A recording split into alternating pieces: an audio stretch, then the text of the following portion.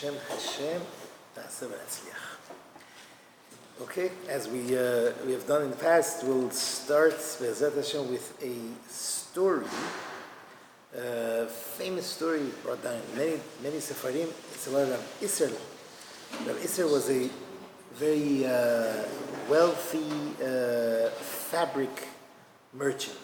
He was selling. He had a fabric store, and he had a minhag. He had a custom that every Friday he would close his store at midday to prepare for Shabbat Kodesh, to make sure that he's ready for Shabbat Kodesh. That was his custom that he would do. He would close his shop at that time. And one Friday, one of the ministers in the government, he came earlier on Friday and picked out a lot of very expensive fabrics, and he was comparing the fabrics one another to see which one to choose. And the thing, it dragged. It was going on until it was almost noontime. So when Chatzot, when midday hit, Reb Isser, like he does every week, he started putting things away, closing shop. The guy tells him, "What are you doing? I'm still here." He said, "No, I close on Fridays at noontime." He says, "But listen, I have a huge order, and if you close, I'm not going to be able to." Nothing. He begged him, nothing, and the guy put everything down and stormed out of the store, and he just very comfortably closed shop and went. Didn't mention anything about it to anyone. And he lost a large sum of money as a result of this, but he was connected to Hashem, Rav Isser. And in that zechut, Hashem gave him a son. Who is that? That's Rabbi Moshe Isserlish. Rabbi Moshe Isserlish, that's his son. Who is that? That's the Ramah, that all the Ashkenazim, all the halachot go according to the Ramah. Famous. He was one of the biggest Geonim. He was an incredible Chacham in Torah. And in that zechut, Rabbi Isser had the zechut to have such son. Okay, Bezat Hashem, we are up to the halacha. We're still doing preparations for Shabbat. We're up to the halachot of Shnayim Mikra ve'echad Targum. Although this halacha does not relate to ladies. Ladies do not have the mitzvah to say Shnayim Mikra ve'echad Targum. What is the Shnayim Mikra ve'echad Targum? That is a mitzvah. Chachamim said that a person on Friday, every week should finish the parasha with the tzibur. Was that? Not ladies. This mitzvah does not pertain to ladies because it's part of the mitzvah of Talmud Torah, and ladies are exempt from the mitzvah of Talmud Torah. It's for men.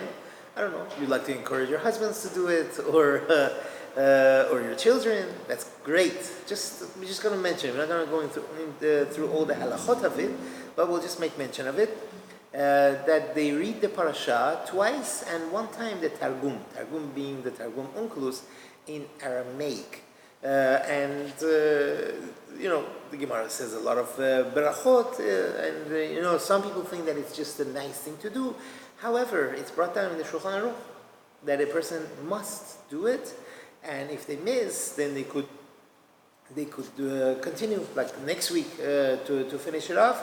And as I said, we're not going to touch on it too much because it doesn't pertain to ladies so much. This halacha, I should say, doesn't pertain to ladies at all. Okay. Sorry, yes. I missed it because I just walked in. Sure. It's the halacha just going over? Right. Halacha of going over the parasha. You read the pasuk twice, and then they read the targum. Some also say you should read Rashi. I mean, I wouldn't say it's asur for ladies to read the parasha. It's great, to know what's going on in the parasha, but you don't have any obligation to. The obligation is the person should know halachot, and that's what we're doing, halachot of Shabbat. This halacha is only for men when they get married? No. Any man, a child until 120 years old, everyone has this mitzvah to do this every week. To go through the parasha with with the Targum of Onkelos, that's in Aramaic, and or with Rashi. It's an incredible thing. You see a lot of, for men, they see a lot of insights over time with this. It's incredible. Okay, moving on. We are up to lighting candles for Shabbat. Chachamim said that it's a great mitzvah to light candles for the honor of Shabbat, right? What is the reason? The reason is you're respecting Shabbat by bringing light into the house, right? And also it is for Shalom Bayit, because imagine it, if the house is dark and you're walking through and something is on the floor and you don't see it, and a person trips, fight starts, this place is never neat, you start fighting. Shalom Bayit, it brings peace, tranquility into the house, and it's beautiful. It's a kavod of Shabbat. That's what it is. But that doesn't really apply much nowadays because we have as much light Excellent. as we want. Right. And we'll get to that. We'll definitely get to that. You're bringing up a great point. Now, it is a mitzvah. It is better, I should say, it is better for a person to be dressed for Shabbat, ready, when they want to light the candles, because as we said, you're coming to honor the Shabbat, and a person is wearing pajamas is going to light the Shabbat candles, it doesn't go, right? So it would be best that a person should be dressed for Shabbat. However, if a person doesn't have time, it's late. If I go get dressed and get ready for Shabbat, it's going to be Shabbat, it's going to be late. I'm going to be cutting it real close. Then we say, you know what? Go light the Shabbat candle. That's lighting. That's making fire on Shabbat. You don't want to hit Shabbat with that. And therefore, we would suggest strongly to light the Shabbat candles first and then do this. Really, the halakha is one candle is enough. Right? It doesn't say that a person should light 2 candles or 3 candles or 5 candles or 7 candles, right? But the custom is that we light 2 candles. One is keneged zachor, one is keneged shamor, right? One is the Torah says in Parashat Yitro, it says zachor et yom HaShabbat l'kadesho. When you read the Aseret HaDiberot, 2 places in the Torah we have Aseret HaDiberot, right? One is in Parashat Yitro, when Hashem actually gave the Aseret HaDiberot, right? And one is when Moshe Rabbeinu is repeating it in Parashat Vayet Hanan, in Sefer Devarim, Parashat Vayet Hanan. Okay, there are subtle differences between the two where the actual occurrence is being told over. So one difference is amazing. One place says Zachor et Yom HaShabbat l'kadesho, remember Shabbat to sanctify. The other place it says Shamor et Yom HaShabbat l'kadesho, guard Shabbat and sanctify it. So Chachamim tell us that what happened here? What did Hashem say? Did he say Zachor or did he say Shamor? And they say that Zachor v'Shamor b'dibur echad ne'emru. They were both said in one saying, which is impossible for us to do, but by Hashem, it's nothing. So as a remembrance of that, so they say Zachor is for all the positive commands that have to do with Shabbat, all the positive things, and Shamor, guarding, is for all the negative things that is asur, that is prohibited to do on Shabbat. At the same time, as a remembrance, the thing to that, we light 2 candles. One keneged Zachor, one keneged Shamor. And Shamor. Shamor is guard, right? To guard. Guard from not doing certain activities. Bet Yosef, I'll mention that. Bet Yosef brings down, Bet Yosef is written by Rabbi Yosef Karo, the one that wrote the Shulchan Aruch. So the Bet Yosef is the expanded version. That's where all the halachot are brought down. Shulchan Aruch, he wrote it as a shortened version so that we could go over it once a month. Go through the whole Shulchan Aruch once a month. That was his reason. But okay, nowadays nobody has the patience even for that. But the Bet Yosef, in it, he expounds and he explains the halachot, where they come from, what. He writes a few other reasons. He says an interesting thing. He says everything in Shabbat is double, right? We have Zachor v'Shamor, right? There was a double portion of Man. There was Mizmor, Shir leYom HaShabbat. Mizmor is one name, Shir is one name. Mizmor, Shir leYom HaShabbat. And the offering that they will bring on Shabbat is Shenei Kevasim, 2 lambs, and we bring lechem mishneh, double bread, and we light 2 candles. That's, he writes all that. It says maybe that's why the custom is that we light 2 candles, because everything on Shabbat is double. Now, the more we add light to the home for Shabbat, the better, right? It's more beautiful, it's more respectful, it's more. Now, but on that additional light, we don't make a baracha, meaning one light is enough for the mitzvah. Whatever you want to add, then we don't make a baracha on that. Number one. Number two, person does not have a timer, so I don't know if nowadays this pertains to these days, but a person who doesn't have timers, so they get stingy. Oh no, my light is gonna stay on the whole Shabbat, so I'm not gonna light so many lights, so I won't waste so much electricity. And what do? They light less. It says the person shouldn't do that. Light up the house, let it stay on for the whole Shabbat. Who cares? A couple of cents or a couple of dollars, no big deal. Hashem will pay for it. You mean electricity? Yeah, some places electricity is expensive. I don't know, and people have this calculation and say, you know what, it's going to be a waste. I'm going to have my lights on the whole Shabbat. It's going to be a waste of electricity. And that's why they go stingy. They don't light so many, they don't leave so many lights on. But is it good to leave your candle lighting on Shabbat? No, that's bad tashchit. That's wasteful. There's no reason for it. But the people follow the Kabbalah. I see Shabbat candles sometimes burn all week. That's probably their zechut. Zechut of what? They have a lot of zechuyot. Hashem keeps the candle on. There's such a thing? No. Yes, I've also seen families who light 7 candles, but they stay the whole Shabbat. Yeah. The whole And Shabbat, the there's no whole reason. The whole week. No need. Really, halachically, you look, search through the books, there's no need. It's a waste. So Because what's the need? Like some The need women is- light them as many as the children, and if they do they always have to follow that every week? Or there is, very good, there are different customs, as we mentioned. Okay, that's fine, perfectly fine.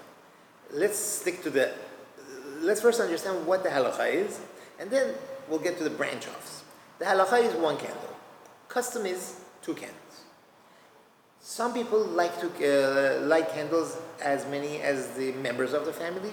Some people like to light candles as many as girls in the family. Some people like to light 3 candles, just 1 extra candle. Some people like to light 5 candles. I don't know the reason for the 5. But 7, as you can imagine, 7 days of the week. That's just the preference, family preferences that they have, which is perfectly fine. But if a person... it's written, it's brought down here and there, but not really. It's just a cute thing to do. Poskim don't really bring this down so much. How do we get off of this? Oh, so to leave the light on, someone wants to leave the candle on, puts enough oil that it should burn through the night, fine. That's okay, because during the night, middle of the night, let's say your light is on a timer and it does go off, then you walk out in the middle of the night, 3 o'clock, 4 o'clock in the morning, and it's quite dark. Baruch Hashem, the candle light is on. It helps. You could see around. There is a use for it. Throughout the day of Shabbat, there is no use. And some people pour so much oil that it should go through, and then they have the candle from there. You know what? There's a story, we mentioned it, Mendoza, Hashem made a miracle for him that happened, but that was only that. It's not, there is no, were mentioned in the halachot of candle lighting for Shabbat that a person should do that. So, that's bad tashchit. That's bad tashchit because, you're purposely putting oil that it should burn for what? Electricity, you have no choice. A person doesn't have a timer and the light is on. Okay, leave it on. Who cares? Let it stay on the whole Shabbat. Beautiful. Baruch Hashem. Excuse me. Yes. For how long it's better for your candle to burn? At least for during the meal. How long? During the meal. Whenever your meal is. Let's say you start the meal at 7 o'clock until 10 o'clock. So you should at least be on for that period of time. Because that's the whole point of it. The whole point of it that it's a kavod of Shabbat, and during the Seudah, you would rather it be in a place that you could see the candles. That would be the best. I'm jumping. That's going to be mentioned later, so we'll get to that for one more. Now, it is a mitzvah for a person to try to beautify this mitzvah as much as they can, right? To use silver or gold candelabras, and to use the best oil, to use the best wick, that it should really burn well and good and smooth. And a person who is careful with this is zocheh to have good children who are talmidei chachamim, who are wise. The pasuk says ki ner mitzvah v'torah or, right? The person is careful with the ner mitzvah, with the candle of mitzvah like Shabbat and Chanukah. Torah or, right, they will be the cause of bringing the light of Torah into the world, right? So that's why it's extremely important that a lady, after she lights the candles, she should close her eyes and she should, from the bottom of the heart, pray for herself, for her husband, for her children, for a good life, for a healthy life, that the children should be good and proper. It's they should have yirat shamayim, and good midot, and we should be zochein geula shelama b'mehara b'yameinu. You could say this tefillah in any language, any way. There's many different prayers, but this is really the main thing. It's brought down at the time of performing a mitzvah, your tefillot are heard better. Why is that? Because you're now creating malachim, and the malachim are surrounding you at that moment. And when you pray, these malachim will take your prayers up straight to the kisah hakavod. It's an extremely auspicious time for our prayers to be answered. You might have heard this story. This is said over by Rabbi Yitzchak Zilberstein, Shlita. He's talking about Rabbi Baruch Heyman. Rabbi Baruch Heyman is a Rebbe in Yerushalayim. He's an amazing Talmid Chacham, and he has a lot of shiurim. He's matzliach. He has a lot of success in everything he does. And a few years ago, he said over his secret to his success. And he mentioned, during the time of the mandate of Ben Gurion, when he was a prime minister, his minister of education was Zalman Eren. I don't know if you heard of him. He was the minister of education in Israel at that time in the 50s for over 10 years. He served two terms, and he was extremely close to he was the minister of education, and he did a lot. In the government. It was extremely close to Ben Gurion, and he himself was not shomer Torah u'mitzvot. If anything, he was part of Mapai. He was not known as a religious organization and a party, but his wife did keep some things, some Jewish things. One of those things was she would light Shabbat candles Friday afternoon, and she also had seen her mother, pray after that, and she would pray. She would pray for her children, and she would say, "Hashem, please make my children be like Ben Gurion," because Ben Gurion was their role model. He was everything, and that's what she would pray. As it's a very well-known story. Ben Gurion wanted to meet the Chazon Ish for certain things. The Chazon Ish was the Gadol Hador. Chazon Ish, from all over the world, that would send him questions on halakha. A very simple life he had in Bnei Brak. He was a gaon. He was a genius in Torah and everything. And Ben Gurion went to see him. He needed to ask him some questions, to meet with him. By the way, for the record, Chazon Ish removed his glasses before the Chazon Ish came, before the Ben Gurion came to him, because he didn't want to look at the face of a person who was the cause of so many Jews going off the path. He didn't want to look at his face. But anyway, he accepted him with open arms. He accepted him to come to his house, and he talked to him. After this meeting, when Ben Gurion went back to his office, he mentioned to his right-hand man, Zalman Eren, he says, "This person so impressive. This person was like such genius," and he was like, he says, "I even saw an angelic aura around the Chazon Ish." That's what Ben Gurion told Zalman Eren.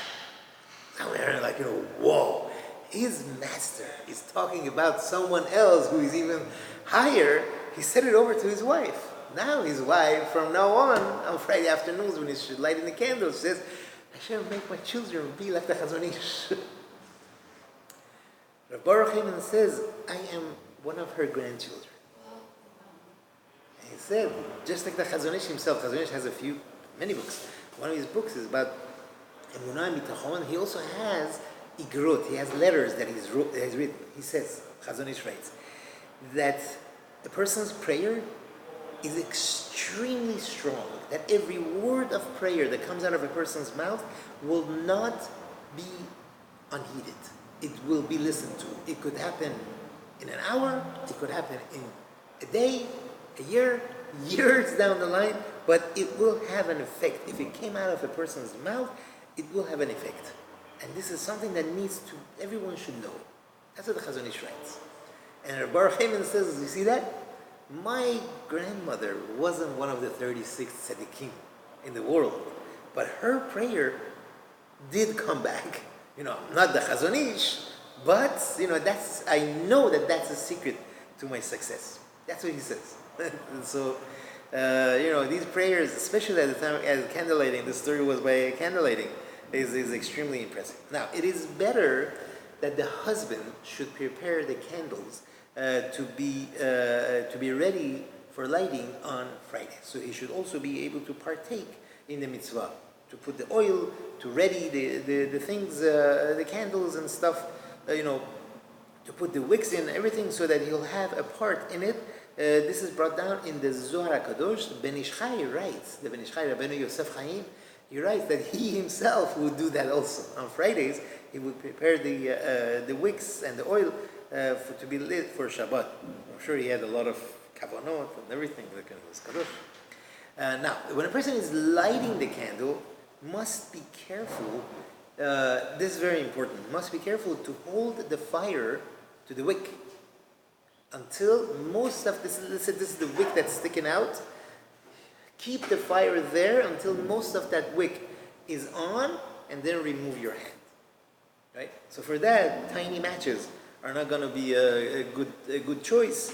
But like like longer matches or a lighter, something that you could keep it to the wick. I mean, I'm just exaggerating. Not this much wick sticks out. It's usually like this much, and you hold it. It's like maybe 0.5 seconds. That it would take. But whatever it is, a person should hold the fire to the flame to the wick until most of it is caught, and then go back. Generally, it is some segula that a person should not blow out candles. Forget about blowing out the birthday candles. With blowing it, the person shouldn't put it out. Like either you create wind with your hand, or you shake the matches, or you just put it down on a tray, let it go out on its own. Now, what about hair covering? When it comes to candle lighting, so there are some ladies that don't cover the hair during at home at all. And they don't have to, right? If there's no one stranger, they don't have to. But when it comes to making a baracha, especially the candle lighting, it is definitely a great thing and kavod for the baracha that a person, that the lady should cover her head, right? And that's part of the kavod of saying Hashem's name, especially for the Shabbat candles. Where is the best place to light the candles? That was, I think we mentioned it before. The best place is where we are going to be eating the seudah of Shabbat. As we said, it's part of owning Shabbat, part of the pleasure, enjoyment of Shabbat, and that is where a person should light the candle. If it's impossible, for safety reasons, for whatever reason, or there is no room, there is no place, then they could light it somewhere else, but as long as that place is going to be used. If that place is not going to be used, then there is no point in lighting the candle, and the baracha that is said there is a baracha levatala yasa. I've read that some people light it in the bedroom. If it's going to be used, that's fine. But the best place is where you could see it during the seudah. That's really the best place. Because that's part of the Oneg Shabbat. Where do we have Oneg Shabbat? When we're eating the meal. And that would be the best place. Next best thing, I would say maybe the kitchen, because the person uses the kitchen also a lot because, to prepare the food and to get things ready. Bedrooms also. Look, imagine going to a bedroom and it's pitch dark. It's not a good thing. We should definitely provide lighting, and if a person could safely light a candle there, excellent. That would be great. But usually, people leave a night light or the Shabbat, the things that turn, those that would be good. The point is, though, that as we mentioned before, that it should be for owning Shabbat. We should have pleasure from it. Meaning like this: you lit your candles by the dining room. Nice. Now it's extremely hot, and you want to go to the backyard. You say, but no, I don't want to go to the backyard because I can't see my candles from the backyard. So no, we have to stay at home. Baba, it's hot. We can't stay here. We're going to go to the backyard. It's so nice. No, we have to see the candle. We are here in jail. No, that's not.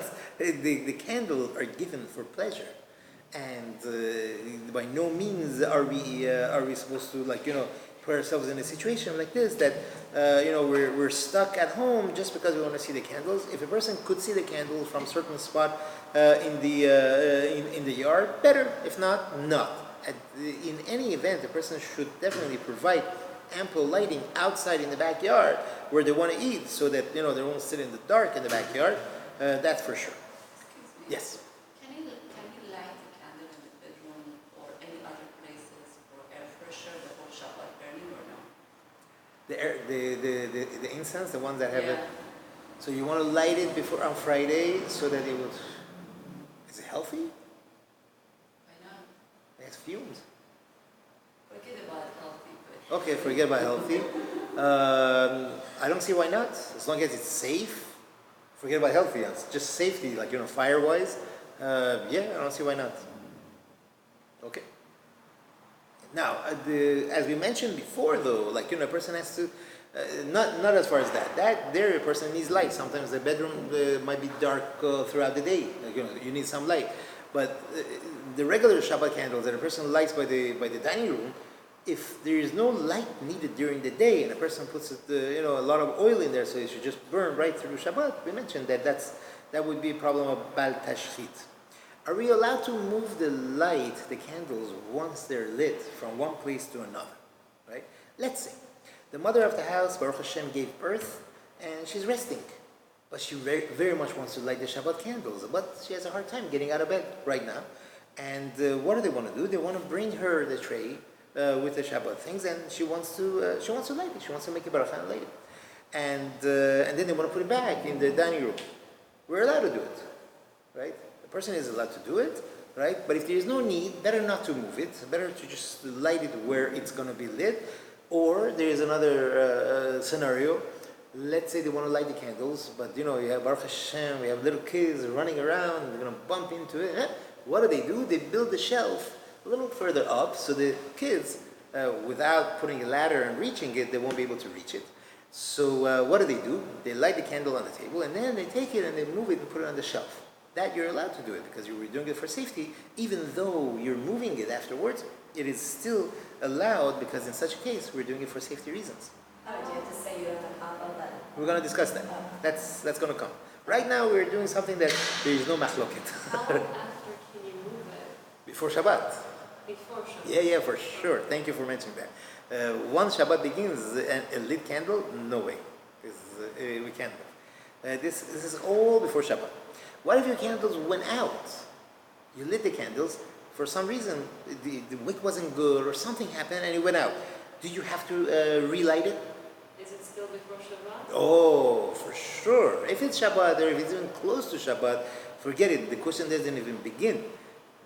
What we're discussing is we have another 10 minutes, another 15 minutes before Shabbat. You lit it and you say, hey, it just fizzled out and it died. before bracha or after? After bracha. What do you mean? Oh, we're going to discuss that. But right now, we're going like the Sephardim, that we make a bracha and then we light. Okay? So you should be made the bracha, lit the candle, and then 10 seconds later, 30 seconds later, a minute later, you see, it went out. Did you have to light it or not? No. If it's already Shabbat? No. No, we already say bracha. Not even close to Shabbat. You already say bracha, you can't Okay, we hold that you don't accept Shabbat with the bracha. That's most poskim hold like. You accept it by Kiddush, You right? accept it? No, not by Kiddush. That's too late. You accept it a few minutes before Shabbat. We're gonna discuss that. Right now, listen. You look at your watch. If it's even 3 minutes before Shabbat, forget it. Don't do anything because who knows if your watch is correct? Who knows if the time that says is shik is a few minutes before Shabbat? We're not gonna play with Shabbat. But we have 10 minutes. We have 15 minutes, right? And so the question is, do you have to relight it or not? Because the whole reason for the lighting the candle is to enjoy it during Shabbat. Of course, if you have the time, do it. Without a bracha, you relight the candle, right? For sure.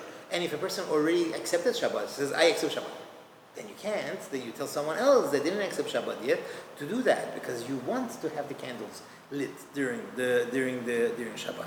Was it a beracha levatala? No, we can't say it was a beracha levatala because at the time that you lit the candle, it was fine. It's not a beracha levatala. You didn't say Hashem's name in vain, but certainly a person, if either themselves or someone else that didn't accept Shabbat yet, you ask them, please light the Shabbat candle, and then we'll because the whole point here is that we have to have light. By Hanukkah it's different. By Hanukkah, once you lit, you did the mitzvah, finish. Even if it went out, doesn't matter. But I cannot do it myself. Somebody else. If you didn't accept Shabbat yet, yes you can. I am so confused. Yeah. I'm sorry, I didn't mean to create confusion. Let's start all over. You just mentioned that it's Sephardi. Sephardim do not accept Right. Shabbat by lighting. That's correct. Right. Not just And Sephardim. We light the candle. We So- as a woman, we do light it. Good. So let me go back. We don't accept Shabbat. But if you did accept Shabbat, you say, listen, I am accepting Shabbat now. Then you accepted Sorry, Shabbat. let's go back. This part I don't understand. Okay. Let's say it's an hour before Shabbat. Okay, let's say Shabbat starts at 7:30 and we light the candle at 6:30, correct? Correct. Okay. And I light my candle and I say bracha, okay? And after I say bracha, I see, let's say if I do 7, I see 2 of them is off. Right. Okay. What should I do after? If you lit the candles an hour before Shabbat, we're going to get to it. I'm sorry. You already accepted Shabbat. You have to accept Shabbat. Because if you are lighting it that early and you don't accept Shabbat, then it's not connected to Shabbat. So anything earlier than a half hour before sunset, let's say sunset is at 7:30, if you light your candles before 7, then you have to accept Shabbat. You can't do melacha. Only with Even if you make a condition. even if you make a condition, I right? cannot light it again. No, You can. No. then you can't. You could tell one of your children, or run outside, call one of your neighbors, help! And someone comes out and say, please light my candle before Shabbat. You can ask your children because when you do it, They don't- kids also do it. No, they don't go with you. They have to. Every person has to accept the Shabbat. Right? If I tell myself I don't Accept accept Shabbat. Shabbat in this time, let's say I could do anything. It doesn't work. If I could do this, I could do anything else too. So it doesn't work though if you lit earlier than a half hour before sunset. If you lit your candle more than a half hour, meaning earlier than a half hour before sunset, then you have to accept Shabbat. That only happens in the summer. Yeah. It could happen even in any time. The person wants to, Baruch Hashem, they have nothing to do. If Shabbat is at 4:30, who's going to die that week? You never know. I mean, unless you If know, you- Shabbat, usually you don't accept like early Shabbat and later time. True. But if you go like the Chavetz Chaim, that your table is ready and set on by Chatzot already, and you're Right. sitting and waiting, Have the vibes yeah. with that. Amen. But okay. So again, so if they went out, if the candle went out, you don't have to light it, but it's definitely much better to light it, right? Because the whole point of it is for the kavod of Shabbat. And but if you accepted Shabbat, then you could ask someone else to do. Candles that went out, right? Are we allowed to, after Shabbat, use the oil or the wick to relight it or whatever it is? Yeah, we could, right? Or we could throw it in the trash. there is no kedusha in it. It's not like Hanukkah that there is a kedusha in it because that's set aside for the mitzvah. You can't have personal use from it. You can't. There is a custom that's brought down in some places that they save the wicks and they burn it with the chametz. They use it, I don't know how they would do it. I think the freezer is a good idea. Otherwise, it's gonna probably go bad. Why do they do that? Because they say once we use it for mitzvah, let's use it again for the mitzvah. It's like the lulav and the thing that they save and they put it in they burn the chametz with it. So that's it. It's not a must. It's just a certain custom that they have that they do it. One last halacha. We have to be very careful with the kavod of the candles of Shabbat. That means we shouldn't do things, let's say, change our children's clothing or definitely, certainly diapers in front of the Shabbat candles because there is a respect. This is a candle that we used for mitzvah, that we performed the mitzvah of the honor of Shabbat with, and it wouldn't be proper to change the children's clothing in front of this candle. Just going back to the fancy gas, you're in the middle of the mix. Would you double wrap it up in the garbage? What is Yeah, for sure. We said it doesn't have just putting it straight in the garbage now? straight in the garbage. It doesn't have kedusha. That's the whole point. No, but you just said that you just put it by the... Some people have a custom that they said, you know what? Once we use it for a mitzvah, let's use it for another mitzvah as well. But it itself has no kedusha. It's something that was used. Yeah, you could. You really could put it in the garbage. Can I ask a question? Yeah. Okay, but you want, let's say something like 7 candles, Right. For